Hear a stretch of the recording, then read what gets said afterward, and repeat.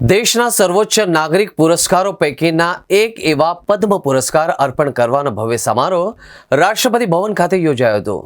રાષ્ટ્રપતિ દ્રૌપદી મુર્મુના વરદ હસ્તે વિવિધ ક્ષેત્રોમાં દેશનું નામ રોશન કરનાર અને સમાજમાં અભૂતપૂર્વ યોગદાન આપનાર 113 અસાધારણ પ્રતિભાઓને પદ્મશ્રી એવોર્ડથી સન્માનિત કરવામાં આવ્યા હતા.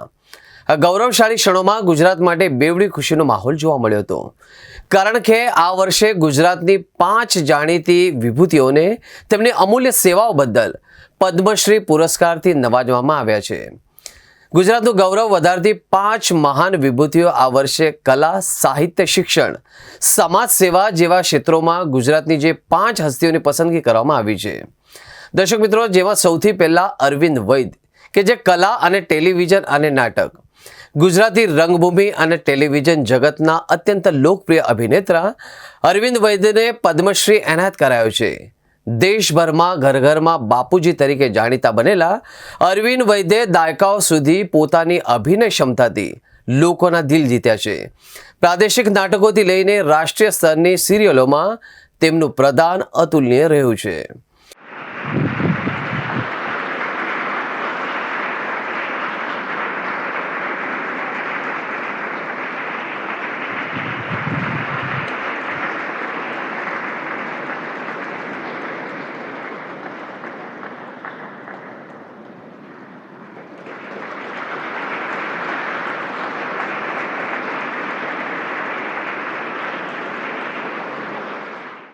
રતિલાલ બોરીસાગર, સાહિત્ય અને શિક્ષણ.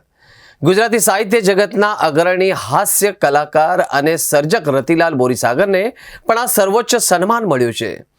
મરક મરક અને આનંદ લોક જેવી અદ્ભુત હાસ્ય કૃતિઓ આપનાર બોરીસાગરે સાહિત્ય અને શિક્ષણ ક્ષેત્રે પેઢીઓને હસતી અને વિચારતી રાખી છે. તેમની વિનોદી શૈલીના નિબંધો અને વક્તવ્યો ગુજરાતી ભાષાનું ઘરેણું છે.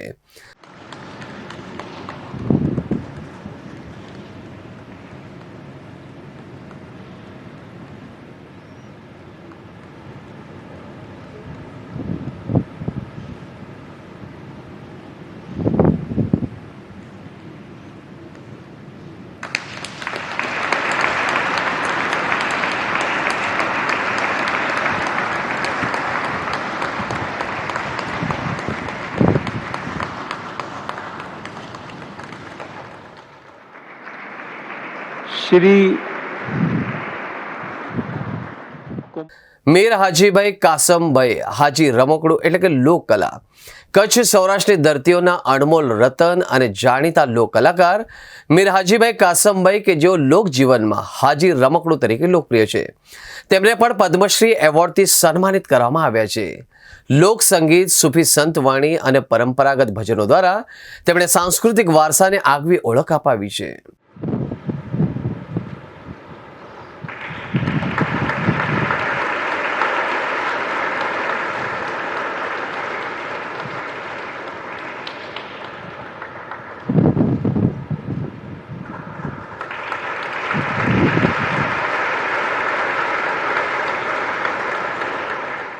નિલેશ માંડલેવાલા, સામાજિક કાર્ય, અંગદાન પ્રવૃત્તિ. ગુજરાતમાં અંગદાન અને ચક્ષુદાનની પ્રવૃત્તિને એક જન આંદોલન બનાવનારા સુરતના નિલેશ માંડલેવાલાને સમાજ સેવાના ક્ષેત્રમાં પદ્મશ્રીથી નવાજવામાં આવ્યા છે. ડોનેટ લાઈવ સંસ્થાના માધ્યમથી બ્રેન્ડેડ દર્દીઓના અંગોનું દાન કરાવીને તેમણે હજારો જરૂરિયાત દર્દીઓને નવજીવન આપ્યું છે.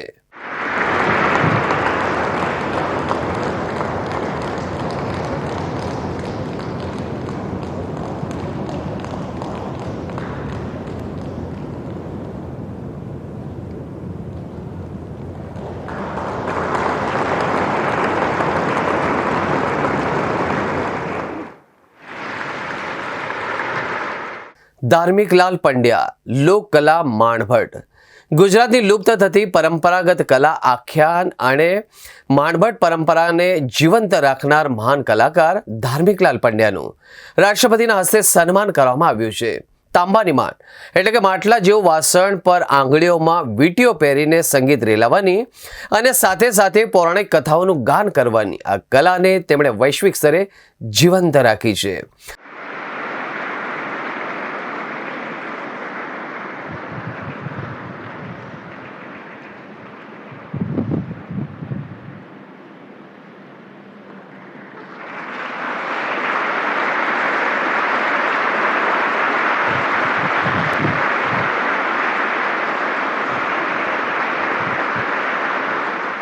રાષ્ટ્રપતિ ભવનમાં દરબાર હોલમાં યોજાયેલા આ ગરિમાપૂર્ણ સમારોહમાં વડાપ્રધાન નરેન્દ્ર મોદી, કેન્દ્રીય ગૃહમંત્રી અમિત શાહ સહિતના મહાનુભાવ ઉપસ્થિત રહ્યા હતા.